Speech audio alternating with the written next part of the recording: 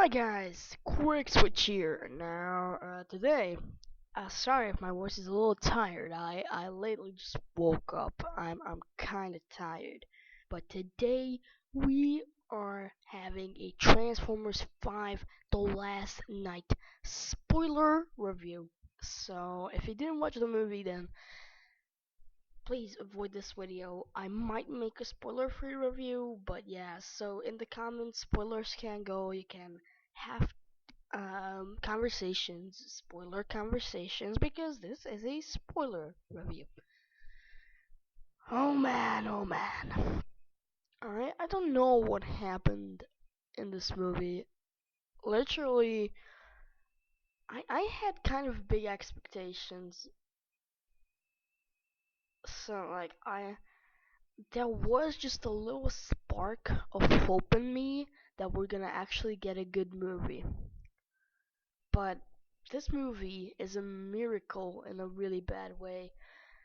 I prepared for the worst after Age of Extinction, but the film ended up surprising me with how shitty it is.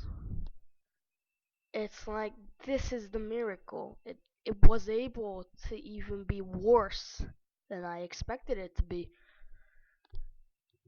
And I think one of the main problems with this film is that they just don't explain a lot of stuff.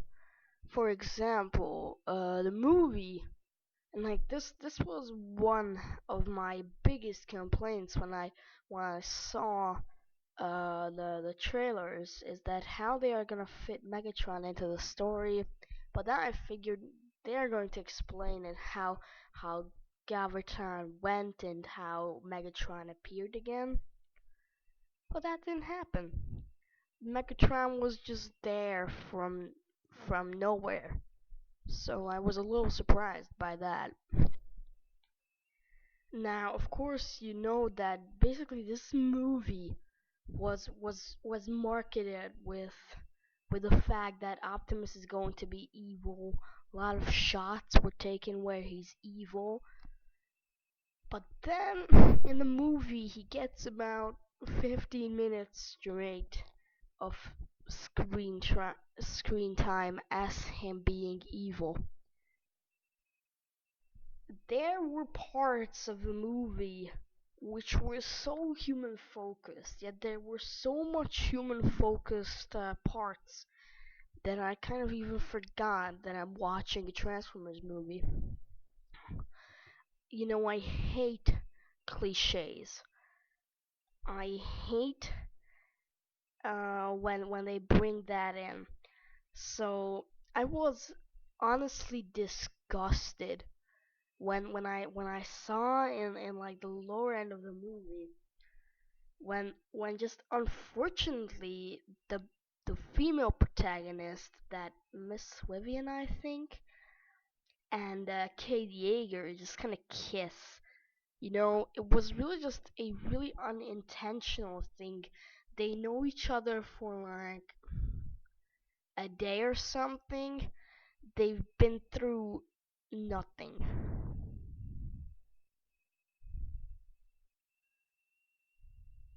But really, at all honesty,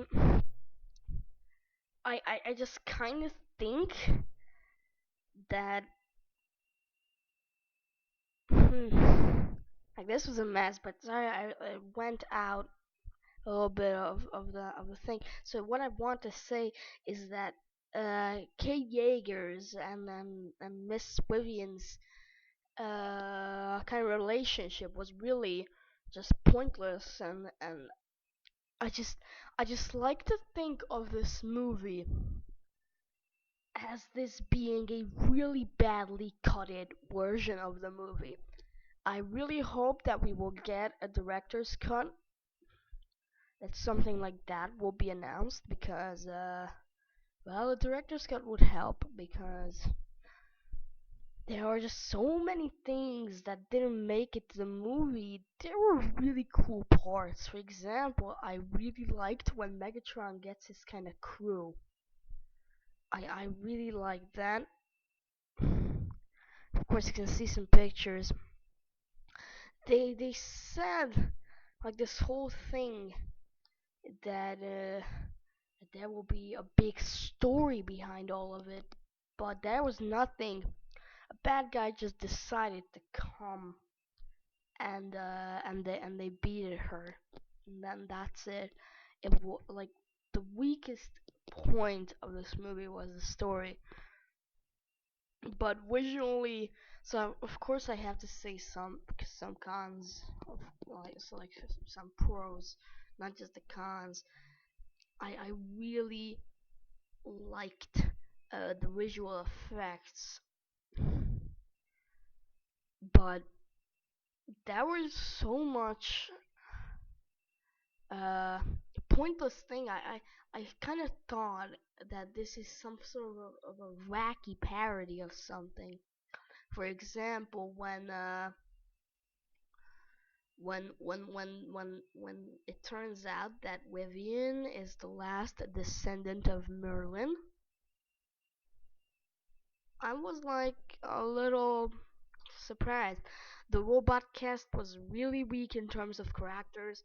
Bumblebee in the end of the film somehow gets his voice back, and this way, um, actually making Optimus go good again. I was like, it's over, no more evil Optimus. I was a little surprised by that, and there were so many elements of the movie that didn't make sense. For example, I think uh, that the Dragonstorm thing was a really disappointing uh, part of the movie to me. I I'm really not happy that he got so little screen time. They explained it and all, but as with the evil Optimus, they really marketed towards him being this giant three-headed transforming dragon, and then he just got really small amount of screen time. There were really annoying characters. For example, Hot Rod was one of them. I just absolutely despise Hot Rod in this movie. They ruined this character. I I just didn't get it. He got this really annoying French accent, and well, he was just nothing to me. He was pointless to the movie. They kind of said he was going to be Vivian's guardian, but then that didn't really happen. So, and then somehow it turns out in the movie that Kate Yeager is the last knight. So I was like, man, oh man, does this is kind of fucked up.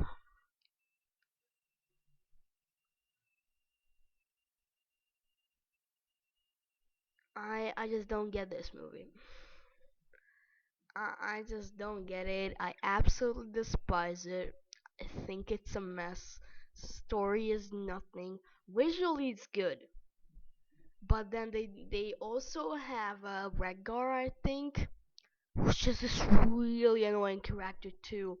He leads up to somewhat joke to to something that's kind of callable a joke, but to me that doesn't make sense really. But yeah, this was just a short review on Transformers The Last Night. If you want anything Transformers related, Bionicle Max, or just interesting reviews, be sure to subscribe to my channel, like this video if you haven't so already, and share it. I was Quick Switch, and I will be meeting you next time. Peace.